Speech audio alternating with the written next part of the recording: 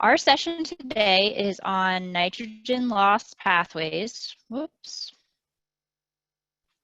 And Eric Rosenbaum will be presenting. Eric is Executive Director of PA4R Alliance.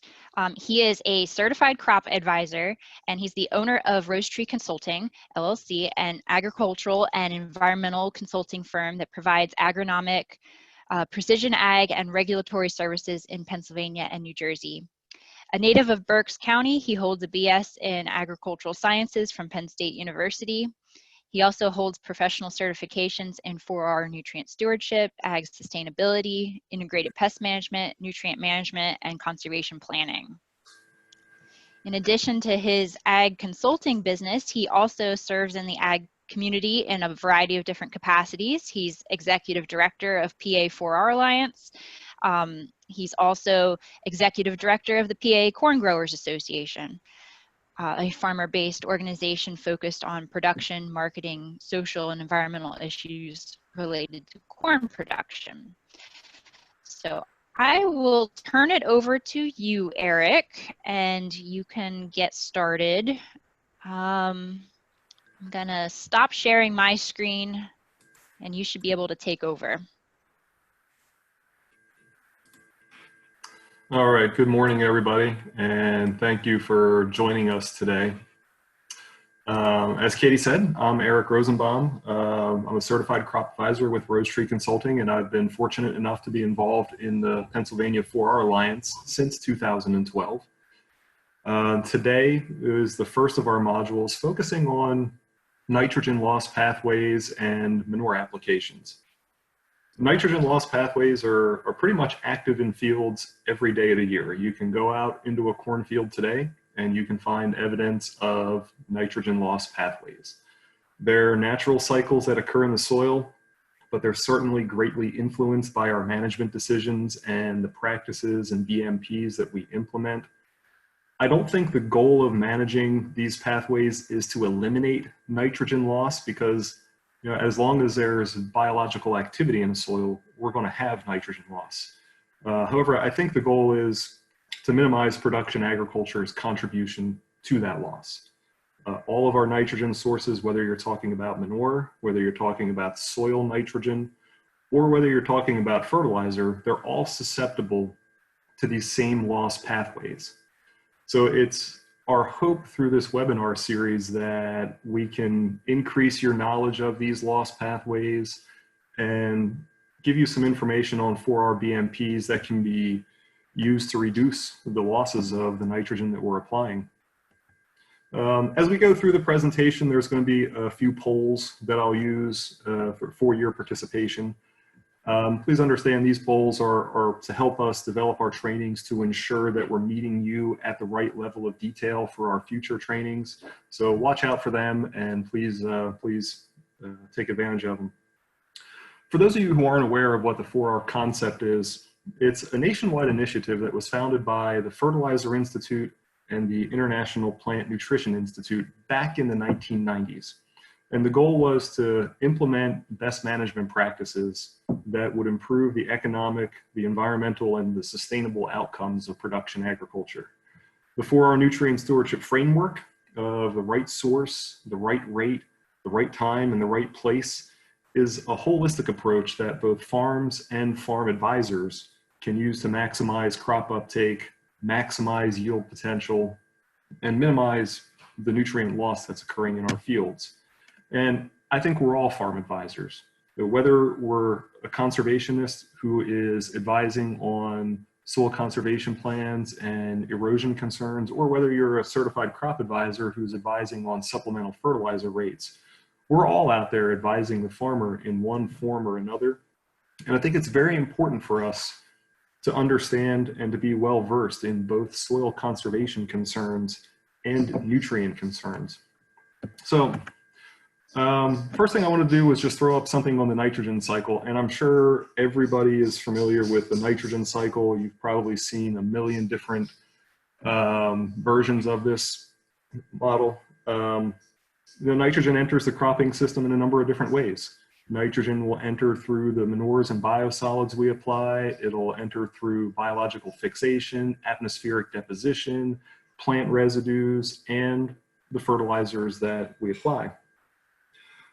Nitrogen will enter the system in a number of different forms, right? So you'll have nitrogen coming into the system through ammonia, ammonium, through nitrate, and a couple of other forms depending on the source of nitrogen that you're applying. And we need to make sure that we have some kind of a holistic approach in place that's going to address each of those forms and the different characteristics that they can take within the soil. Nitrogen is going to leave the system in a number of different ways. We hope that the nitrogen we apply gets removed in our crop harvest, but we know full well that the loss pathways of volatilization, leaching, denitrification, runoff, and erosion are all working in our fields every day of the year. So it's not feasible that we're going to be able to retain all of the nitrogen that we apply. We just want to make sure that we have best management practices in place that are going to help minimize the movement of that nitrogen off of the agricultural landscape. So while the nitrogen is in our soil, it's constantly changing forms. You know, we've got the organic nitrogen, the ammonium nitrogen, the nitrate nitrogen, and all of these things, whether it's a blue square or a green oval or a red loss pathway, it's important for us to understand that these things are constantly varying within the field.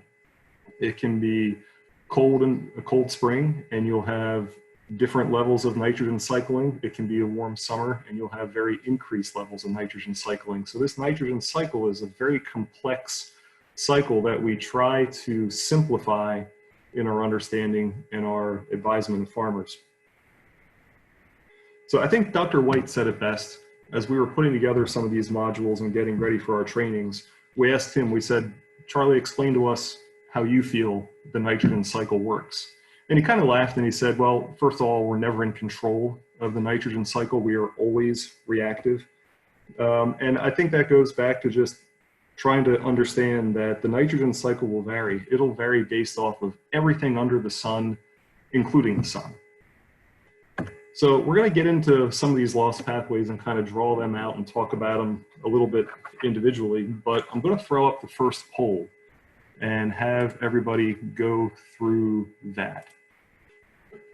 So you can answer it while I talk, and then at the end of the slide, we'll end the polling. I think one of the most important things that I like people to understand is that on average, nationwide, 50% of the total applied nitrogen is lost through one of these pathways.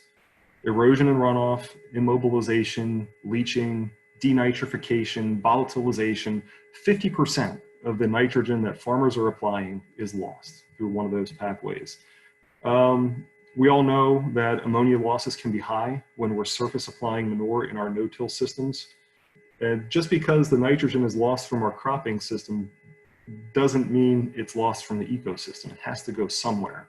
So even if we're comfortable with some of these losses occurring, we still have to deal with them in some other form of the landscape. So quick agronomic refresher. If you look at the two pictures I have on this slide while we're waiting for the polling to finish up, you have two pictures of nitrogen deficiency. If you're going to go out and walk a cornfield today in mid-June, you're going to look for that inverted V on the left picture. You have the yellowing in the middle of the leaf, and if you hold the leaf, it's going to be an inverted V where the wider part of the V is going to be out toward the leaf tip, and it's going to slowly reach the apex of the V back toward the leaf vein.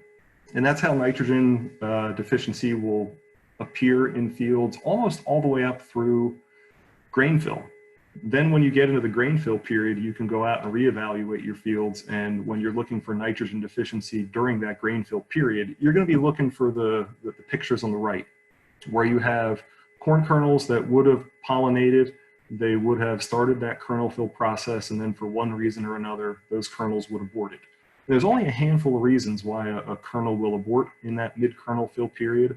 Drought is obviously one of them. Nitrogen deficiency is another. So we have many different visual ways that we can go out and try to ascertain whether or not we're experiencing nitrogen deficiency on a field. But whenever you're walking fields, keep an eye out for it, because different parts of the field, different situations, it will pop up. So our first poll was which loss pathway is most concerning for manure applications? And volatilization was the choice that most of you had chosen. We had 36% of you choose erosion and runoff.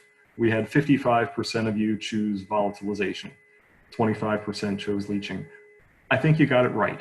Volatilization, in my mind, is the most important loss pathway that we encounter when we're thinking of manure applications. Erosion and runoff is probably the second. So we're going to talk about both of those here in the next few slides. So moving on here, I think it's important to understand that with all of these loss pathways, there are limitations in our ability to manage those pathways. We can only affect nitrogen recoverability and nitrogen loss so much by looking at the right rate, source, time, and place of our nutrient applications. And I think some of that will become clearer as we go through the rest of these slides. Let's see here, my screen froze up a bit.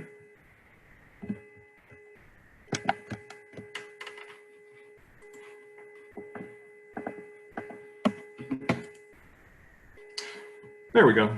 All right, first nitrogen loss pathway, erosion and runoff. We're worried about erosion and runoff for nitrogen. We're also worried about it for phosphorus. Our presentation here today mostly focusing on nitrogen, but I'm worried about erosion and runoff losses in fields when, number one, we just don't have conservation plans that are implemented for the appropriate rainfall intensity. I think the other issues that we'd want to highlight when we're surface applying manure and when we're surface applying fertilizer, we're really exposing that manure and fertilizer to increased risk of erosion and runoff losses. If we have soil nitrate levels that are naturally high, whether it's high just from the amount of soil nitrogen that is being injected through our soil organic matter, our cover crops, or from the manures that we apply, or from the fertilizers that we apply, when we have these higher levels of soil nitrate levels in the soil, it's a lot easier for that to leave and become an issue in surface water. So we're worried about erosion and runoff when it comes to nitrogen management.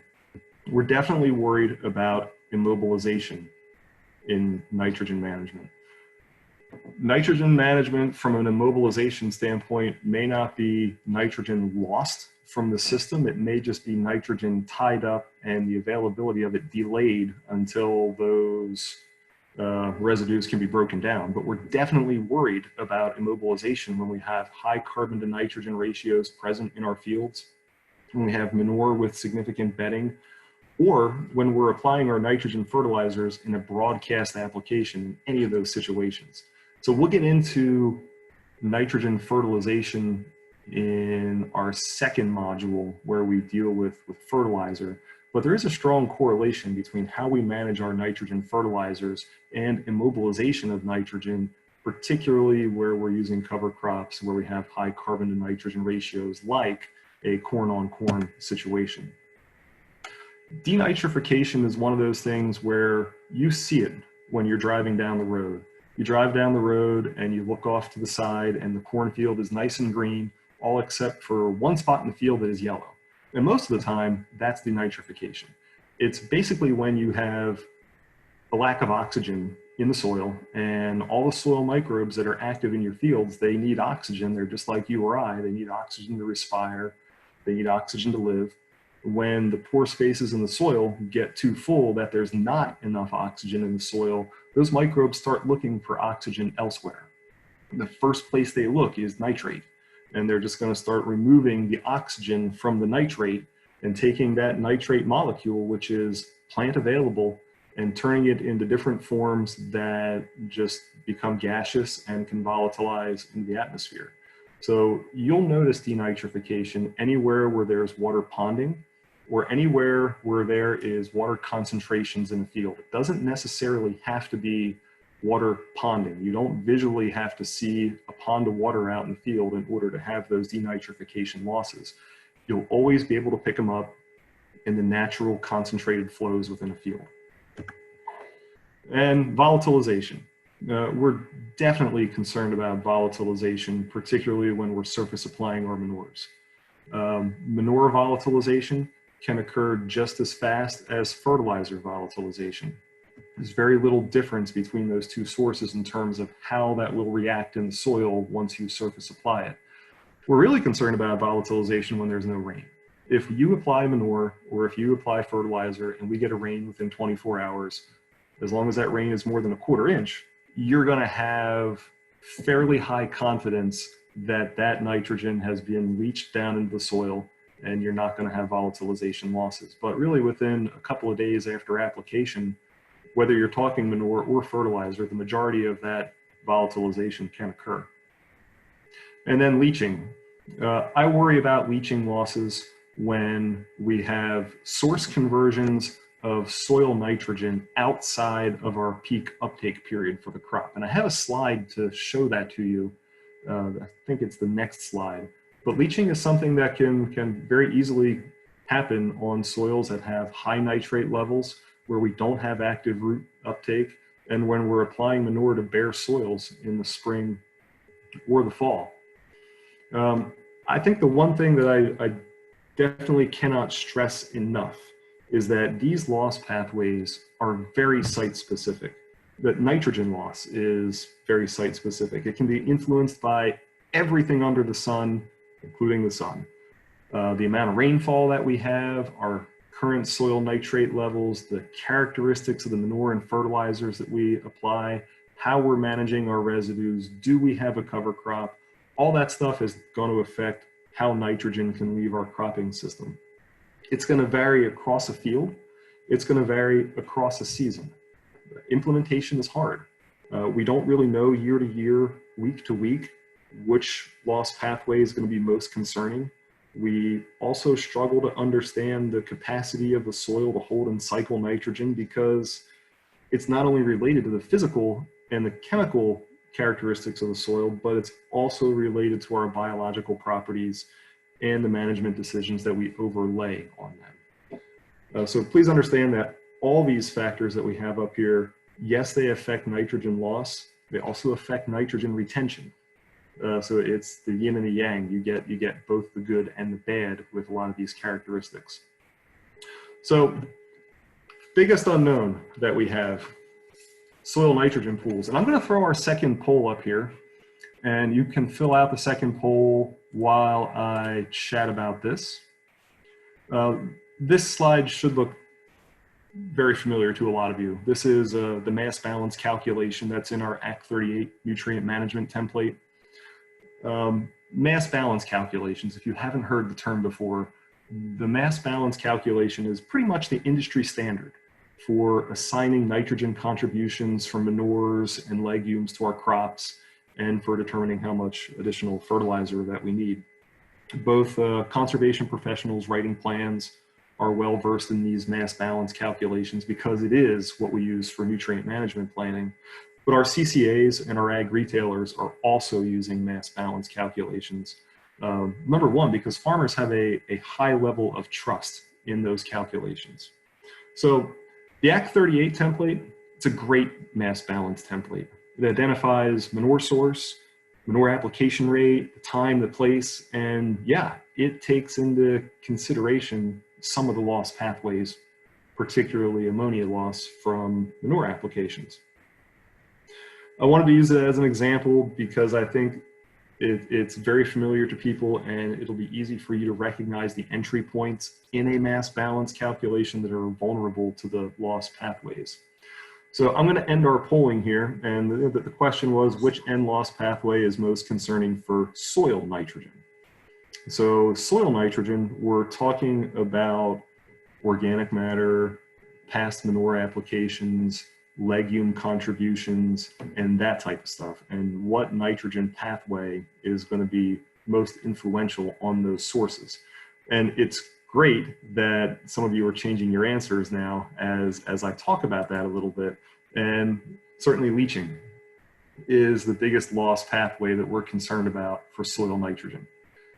Other loss pathways are active, but leaching is going to be the biggest one that we worry about. So I I think from a soil nitrogen perspective, I do want you to understand that soil nitrogen is susceptible to loss. It's probably not something that we think about a lot. We often think about soil nitrogen as being this pool of nitrogen in the soil that is stable and that plants are able to access. And some of that is very true, and some of that is maybe a little bit of a myth. I have a lot of questions on soil contributions to fertility. Trying to hit the next button here, but my screen is a little frozen right now. It'll come up eventually, but when we look at the soil nitrogen pools within our Act 38 mass balance calculation, there's a section where we can enter our legume history. There's a section where we can enter our past manure history. All those are factoring in the soil nitrogen pools. I do have questions on it. I guess my one question would be, how much do we credit these past manure applications given manure's high level of variability? Whether you're talking about dairy manure that may or may not be separated, that may or may not be from an outdoor lagoon that collects rainwater, whether you're talking about poultry manure that may have had some kind of an ammonia spray put on it at the beginning of the flock. There's a lot of variability that can perhaps affect how some of these soil nitrogen pools are going to interact. I also have questions on the legume side of things. It's been very common practice for us to assign a bushel of soybeans to a pound of nitrogen in our subsequent crop. And I don't know that you can always do that. As we have soybean populations that have decreased in time. It used to be, when I first started doing consulting, the average soybean population for a full season crop was 180,000 plants per acre. And from that 180,000 plants per acre, they would get 50 bushel soybeans. We would assign a nitrogen contribution of 50 pounds from that soybeans. And I question that today. The same person that would have been planting 180,000 plants 10 or 15 years ago is now planting 130,000 plants. So we've had a reduction of 50,000 plants, which is almost 25% of our total population. And it does make you wonder if the legume contribution changes based off of that legume population that you had in place. The other thing that I wonder about from these mass balance calculations is none of them do a really great job of quantifying our contribution to soil or from soil organic matter. And you can do the quick calculation if you look at your soil test and it's 2.5% organic matter. You can take your 2 million pounds that are in an acre furrow slice, which is if you took an acre 6 to 8 inches deep, which is the depth that we do a soil test, and you multiply it by your organic matter. That should be the amount of organic matter that you have present in your soil in pounds. And then if you took that organic matter and you assumed that 5% of it was nitrogen, and then the next thing you would have to do is factor in your mineralization rate. And that mineralization rate is going to vary by everything that we've talked about previously: weather, water, temperature, you name it. That's all going to affect how this soil organic matter mineralizes. But generally, we'll feel that 20 pounds per percent of soil organic matter is going to be contributed to our mass balance calculation through organic matter. It would be great if we could figure out some way to have that quantified in our mass balance calculations. It would also be great if we had some way to quantify the fertility contributions from some of our non-legume and multi-species cover crops, but we're not quite there yet in our ability to plug numbers into a mass balance calculation. We know that they're contributing to our pool of soil nitrogen. We also know that the BMPs we implement to improve soil health, hopefully, are expanding this pool of nitrogen as time goes by. So soil nitrogen is not safe from loss. Everything that we have up here, we have the manure history descriptions, we have the legume history descriptions. All those are susceptible to the loss pathways that we previously discussed. You can have soybean nitrates that leach. You can have them be immobilized. You can have your manure residual become denitrified because it's in a wet spot. And you can have erosion events that occur that take that nitrogen along with you. From a mass balance calculation, where if we're going to assign a 50-pound nitrogen contribution from a 50 bushel soybean crop, that loss is already baked in. So when we put down 50 pounds for our contribution, we're assuming that the actual contribution was some level higher than that. Maybe it was 55 pounds, maybe it was 60 pounds, but through the loss pathways that we know are occurring in the field, we're confident that we can put 50 pounds in there and have that be a fairly accurate number. So next slide here that I wanted to run past you is thinking about these soil nitrogen pools, is that the mineralization rates that we have occurring in our soil may not be exactly coinciding with crop uptake. So mineralization is going to occur, and as long as there is biological activity in the soil, we're going to have mineralization rates occurring. Obviously, it's going to be higher during periods of warm weather, but there are specific parts of the year that that nitrogen is more prone to loss. So my green curve here is crop uptake, and this is crop uptake for corn. So if you went out and you planted corn in April, late April, and you took it through till September, from April, when that corn seed is put in the ground, until that corn plant gets about knee high, we don't have a very high demand for nitrogen. It takes about 30 pounds of nitrogen to get a corn plant out of the ground to like a V6 stage. Once you hit that knee-high corn, from knee-high corn all the way through till tassel in July, you have a tremendous demand for uptake, where these crops can be taking up 7 to 8 pounds of nitrogen per day. Then from tassel through grain fill down to black layer, you have a diminishing uptake by the plant. That by the time you get to black layer, and black layer would be when you break the corn ear in half and you pick a kernel and you scratch the tip of the kernel, there's going to be a little black layer on the tip of that kernel, and that's what they call physiological maturity from corn. And once you hit physiological maturity, you don't have any more nitrogen uptake by the plant.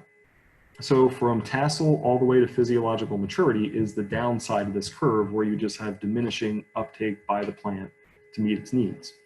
So you look at that and compare to the mineralization rates, where early April our corn does not have a large need for nitrogen, and we applied a lot of spring manure, and perhaps we applied commercial fertilizer as well. We have risk on the left side of this chart from nitrogen being exposed to losses.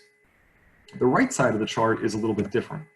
The right side of the chart here, going down into September, there's one or two ways that that nitrogen line exists the way it does. So you're either going to have soil organic nitrogen, all of your organic matter, all of your crop residues and cover crops.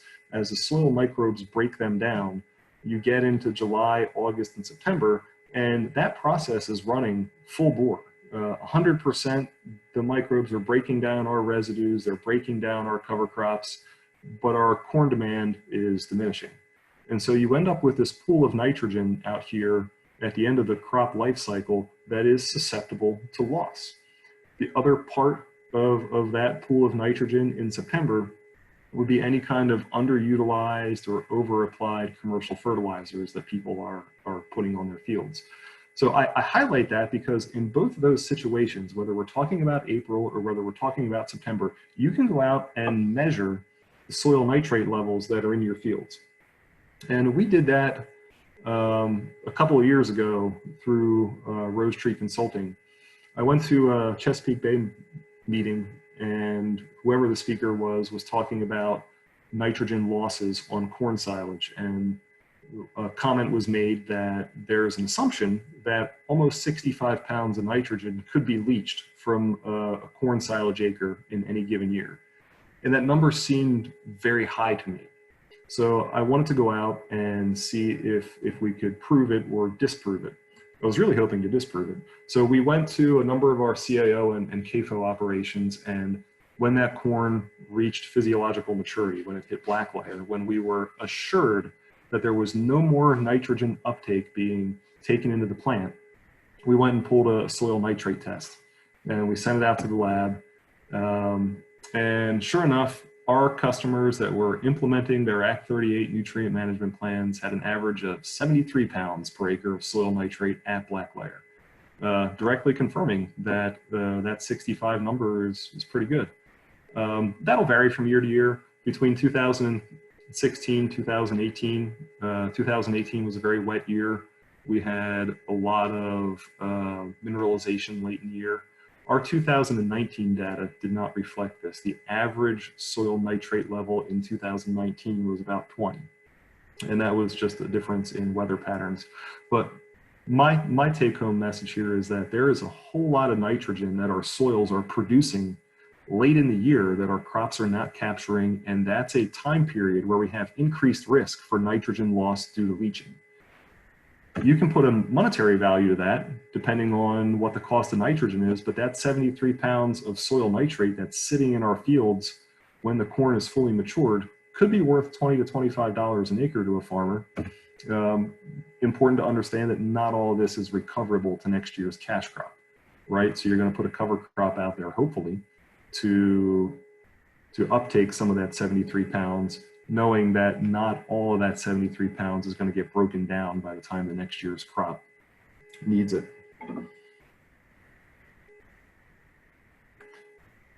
So for our tools for managing organic soil nitrogen, and here we're really talking about nitrate denitrification, leaching, and runoff and erosion concerns. We're not necessarily talking about volatilization, because our soil organic nitrogen pool is generally below the soil surface, where volatilization is not going to become an issue. Cover crops are obviously the first thing that we're going to look at in order to help prevent that nitrogen from leaching through the soil profile and out of the root zone. Can't stress enough, in corn silage situations, we need to have cover crops on the landscape to protect our soils. And I think soybean stubble fields are probably the next most vulnerable situation that I see when I'm out doing my work. We see a lot of erosion issues in soybean stubble fields, and cover crops can certainly help not only prevent the runoff and erosion, but also help to trap some of the nitrate that's left over from the soybean legumes. I think soil structure is an underestimated contributor to nitrogen loss for two reasons. You have poor soil structure, poor drainage that can directly lead to more denitrification losses.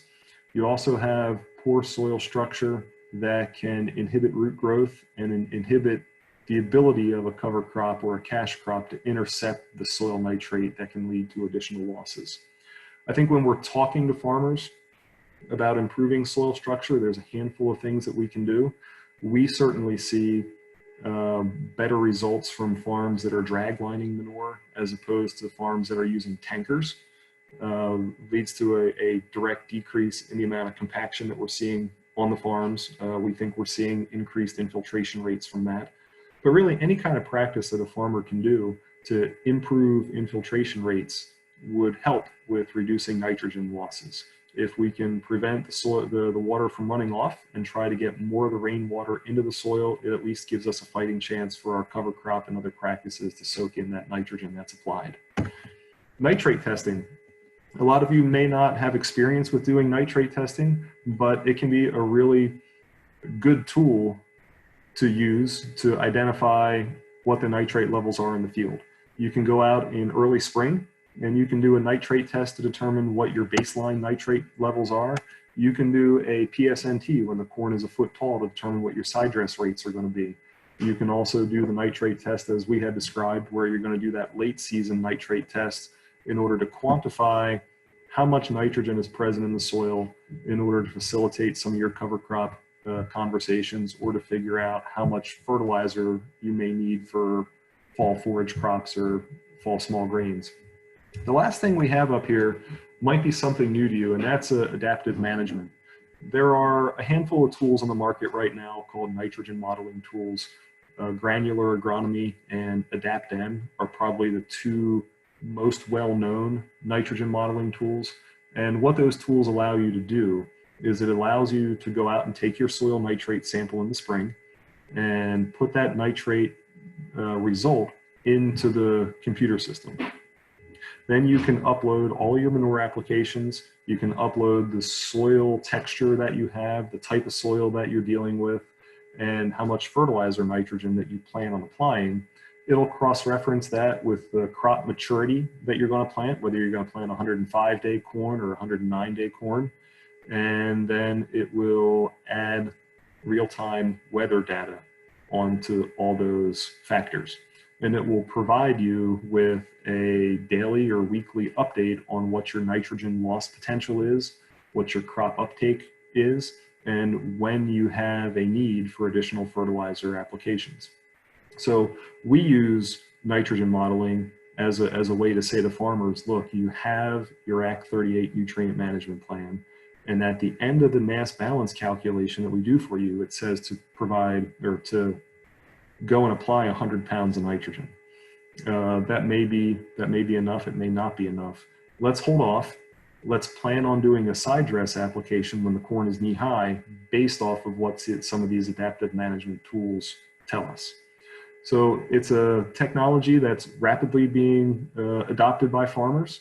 I'm sure all of you in your work with farmers probably have some farmers who are adopting this technology. I would encourage you all to ask them about it and ask what their experiences are with nitrogen modeling practices. So I want to switch gears a little bit and talk about manure applications. I don't think we can have a conversation on managing loss pathways without a strong focus on manure applications. You know, almost every loss pathway that we've talked about will be active on manure applications.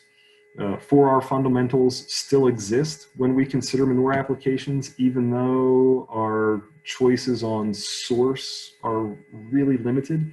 You may write a nutrient plan for somebody and their only source is hog manure, or their only source is poultry manure. But you can still do 4R things related to rate, time, and place associated with that limited source option.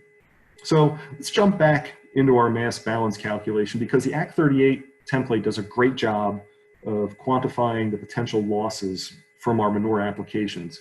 You know, once again, we've got the availability factors for both the ammonia nitrogen and the organic nitrogen. We have those losses baked in, right? So we know that the ammonia nitrogen that we apply, the organic nitrogen that we apply, we know it's susceptible to loss. We know as soon as we go out and we apply that manure on the surface that volatilization losses occur. Those losses are factored in right there. We know from an organic nitrogen perspective that the organic fraction of our manure goes through different loss pathways, but those loss pathways are accounted for when we put in that 35% availability factor. I think it's important to point out that a lot of these losses are fully accepted in our regulatory framework. A farmer implements no-till and it just has such a positive impact on reducing sediment loss and reducing particle phosphorus loss. And those two things are really important for meeting our water quality goals. We can't meet our water quality goals without that farmer implementing no-till. The trade-off is we lose a lot of nitrogen when we surface apply our manures. But there are some things that we can modify in order to help retain and recover more of the nitrogen that we're applying on our fields. So when we apply these manure applications, just please keep in mind every single loss pathway that we've talked about is in play. Volatilization, obviously the number one thing that we're concerned about, but when we get a little bit of rain and maybe we have some runoff issues, maybe in time we have some leaching issues. If we get too much rain, denitrification becomes a problem fairly quickly within a field. So when we do our manure applications, and we can kind of compare, I'm sure you all have done this with the farmers that you're advising through time, but you work with them to show them how nitrogen retention can be affected by different management strategies. So if you had a farmer that harvested his corn silage and he went out and put 9,000 gallons of dairy manure on in the fall, we would expect about 23 pounds of nitrogen to be available from that application, just because all of our ammonia nitrogen is going away. We already have the organic nitrogen losses baked into that 35%, but from that 9,000 gallons, we're figuring a 23-pound contribution to nitrogen fertility. If we could convince that farmer to put a cover crop in, and not only put a cover crop in, but manage that cover crop in a certain way, we can increase our nitrogen retention from 23 to 32 pounds. If we can have him delay the nitrogen application, so instead of putting the manure on first and then planting the cover crop, if we had him plant the cover crop first and then we put the manure on over top, our nitrogen retention almost doubles. So that's economics right there. You've got 23 pounds of nitrogen, which has an economic value to him, which helps him offset the cost of his cover crops. We still have all of the loss pathways in place, and we're probably, by implementing a cover crop and putting a cover crop on the landscape, selecting for immobilization issues, right? Because that's our hope. We're going to put the cover crop on, and the cover crop is going to retain nitrogen. All the nitrogen that was in that manure, the cover crop is going to pick it up. It's going to prevent some volatilization. It's going to prevent some leaching. Perhaps it prevents some runoff and erosion. And the trade-off is how that farmer manages the cover crop in the spring. We could be looking at immobilization issues, but that's management. And that's something that we talk to farmers about all the time when we're trying to manage manures and we're trying to manage best management practices on the landscape. So if you went and you looked at the impact of ammonia volatilization, we do this for our customers a lot, just to try to inject some economics into our best management strategies. But you can pull out all the manure application analysis that comes directly from our nutrient management plan, or maybe it's information that you're collecting and you've got your average ammonia nitrogen there at the bottom. And then you can look at that ammonia retention based off of your management. So if we're going to put 9,000 gallons on in a no-till situation, and it's not going to be incorporated for 7 days, we're going to get about 7 pounds of ammonia nitrogen from that application. But if we can implement practices along the way that maybe move the farmer towards some kind of a low disturbance injection method, now we can retain an extra 45 pounds of ammonia nitrogen that we can directly turn into an economic value. So the 9,000 gallon application that may be surface applied has a value of $2.20 per acre to the farmer. But if they have the ability, if they have the equipment in the area that they can do some kind of a low disturbance injection, now we can take that ammonia retention and recoverability and change it from 6.7 pounds to 53.3 pounds. That's a value of about $15 an acre that the farmer can save by recovering more of the manure nitrogen that they apply to their fields. So we feel that that is an easy calculation that pretty much anybody can do with the farmers that they're advising. You would have the manure analysis, they would know the cost of nitrogen, and you can sit down with them in a 5 or 10 minute period and recreate this graph and show to them some of the values of doing best management practices, whether it be a cover crop or whether it be low disturbance injection. So for our tools for retaining manure nitrogen, and here we're looking mostly at reducing manure ammonia, although we are certainly looking at retaining as much of the nitrate nitrogen as we possibly can. And here again, cover crops pop up to the top. Cover crops are just wonderful tools to be able to recover as much of that manure nitrogen as we possibly can, mostly from our fall manure applications. But I think from my perspective, when I'm talking to customers about implementing cover crops, that economic information to share with them, to say, do you know that we've got $24 worth of nitrogen sitting out there in your fields from your soil nitrogen pools? We can go after that and try to recover some of it. Hey, did you know if you delay your nitrogen if you delay your manure application from September to November, did you know we can double the recovery of that manure application? That's a value of $15 to you. So there are economic numbers that you can use in talking to farmers to help you advance that cover crop conversation that you're currently having. I think we would be remiss if we didn't point out that tillage can be a wonderful tool for reducing ammonia losses. We also need to state that tillage needs to be done in a consistent manner with their conservation plans. The other thing that I like to point out to people is you cannot spend more money on the cost of tillage than the nitrogen is going to retain. Where if I jump back a couple of slides and I show you this again, and somebody's going to tell me that they're going to go and do tillage one day after application to incorporate their manure to save nitrogen. You know, the first question you need to ask them is, does your tillage cost more than $13.19? Because that's all you can save. And most of the time, for a farmer to run a tillage equipment across a field is going to cost him more than $13.19. So that's been a great conversation for me to have with farmers to really make them reevaluate their tillage practices for manure management. Low disturbance manure injection is something that we're really seeing. It's been a big farmer-driven practice in the past 2 years.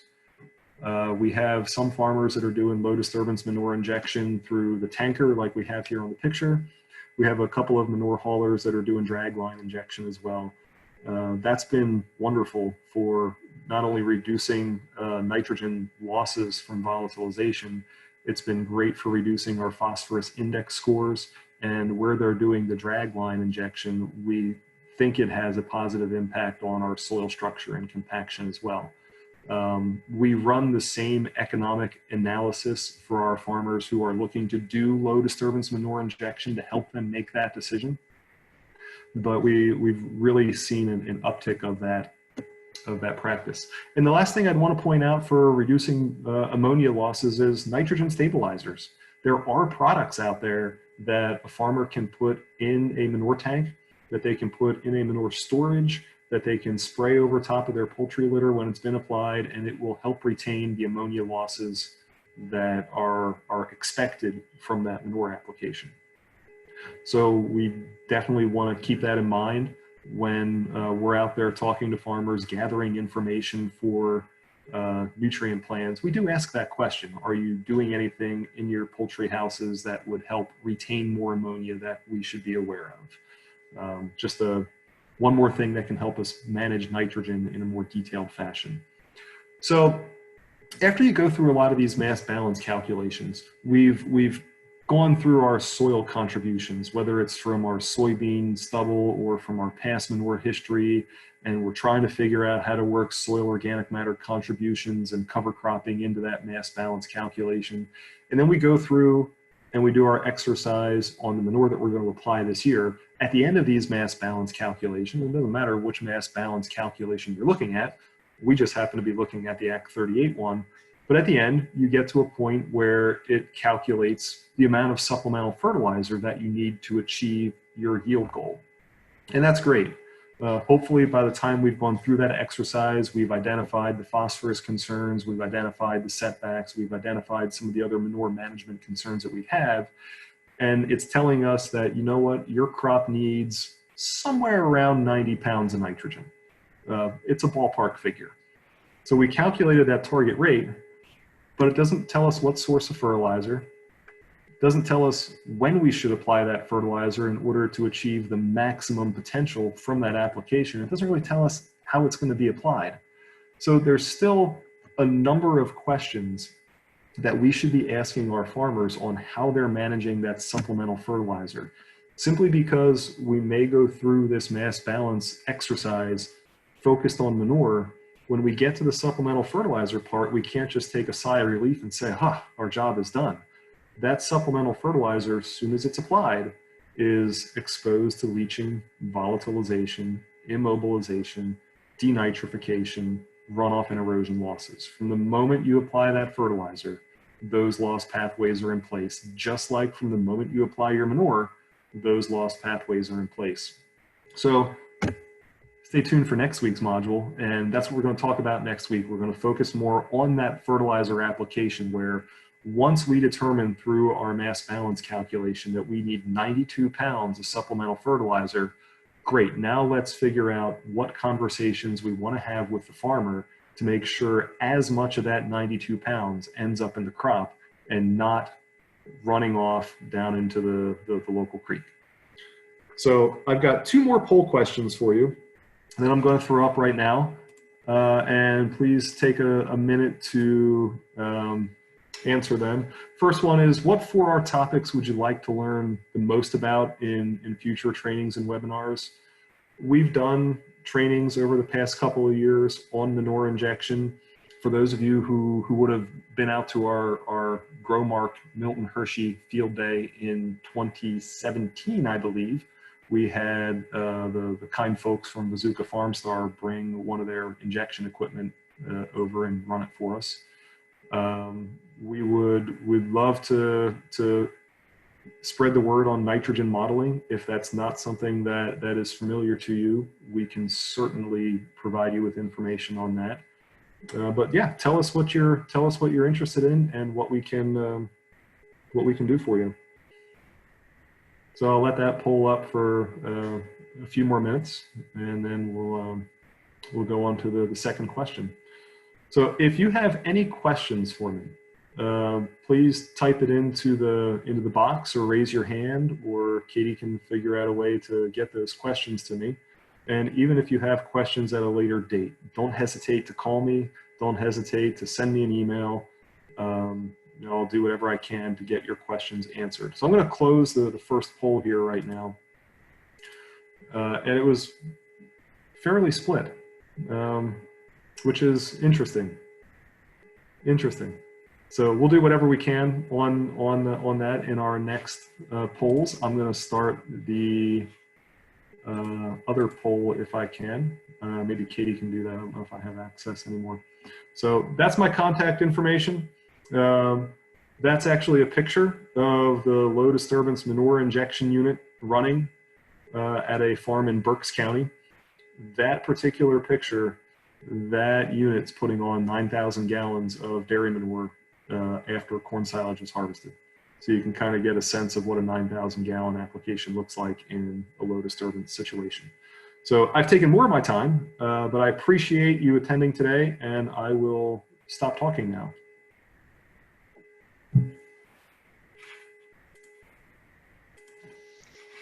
Okay, great, Eric. I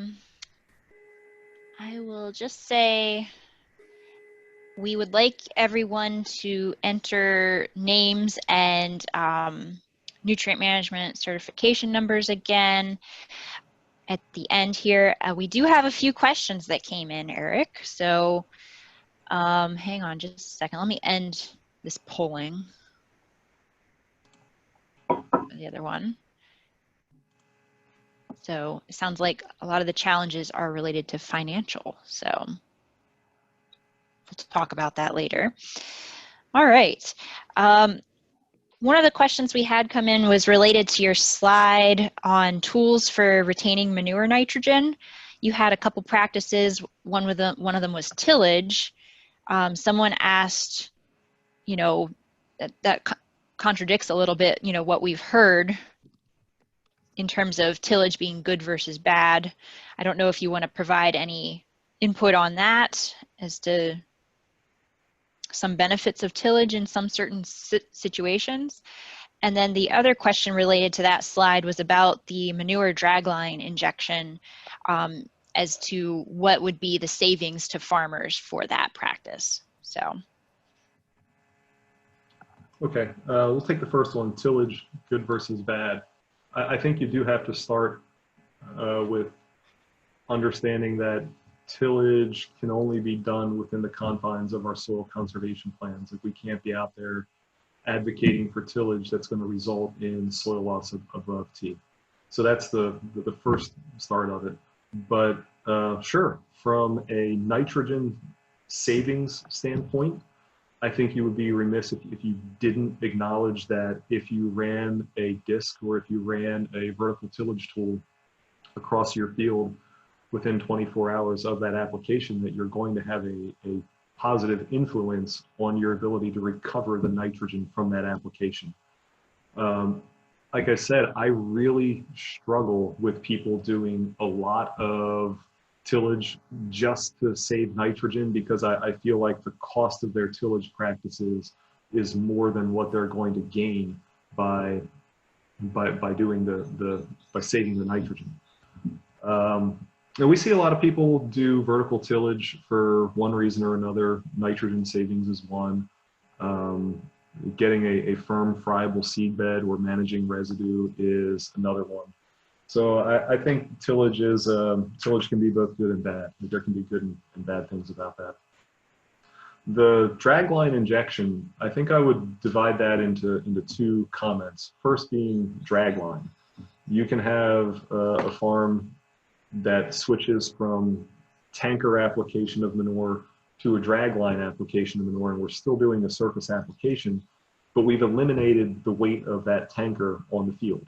And so if you took a tanker that had 3 axles and the size of the tractor necessary to pull that tanker, you've got a tremendous amount of weight that's being driven across your soils, which is causing compaction. So if we can eliminate those tankers and switch to a dragline application, we can directly influence our soil's resiliency in recovering from compaction events that occur. We can reduce the actual compaction event. And hopefully, through time, those dragline applications lead to slightly better infiltration rates that maybe we get a little bit more downward movement of that manure. The injection, to go from a regular surface application to an injection application, the value of that really depends on the manure analysis that you have. So from our experience, if you have hog manure, if you have duck manure, if you have, and this would be like finishing hog manure, not a nursery or whatever, but those almost always pencil out that you can, it's economically advantageous to inject that manure. Dairy is a little bit hit or miss. If you have a separation unit in, if you have a lot of flush water or wash water in your system, or if you have multi-stages, you may not be able to save money by injecting your manure because the added cost of injection is not being covered by the nitrogen retention that you have from that application. So dairies, it really is site specific, and we run the numbers with our customers based off of their manure analysis to determine whether or not it's a good situation. The other thing that people tend to ask about is when they're doing injection, do they have flexibility with rates that they otherwise wouldn't have? And that's a good question. Right now, I don't have an answer for that. Okay, great. The only other question I saw that came in, which I apologize if I lost any in the chat box, but when nitrogen is denitrified, does nitrogen gas remain in the soil pore space, or do we assume that it exits through, or yes, it exits into the atmosphere? We usually assume that it exits into the atmosphere just because of the changes that it's occurring. When it goes from nitrate, which has 3 oxygens, and then we remove the soil microbes, remove an oxygen, now it becomes nitrate. Then they remove another oxygen, and then they'll remove another oxygen, and 2 nitrogens will come together to have N2O, and then that can be further reduced into some nitrous oxide gases. We assume that chain of progression is going to continue. Certainly, depending on the period of your denitrification, like we figure denitrification can occur when 60% of that pore space is filled with water.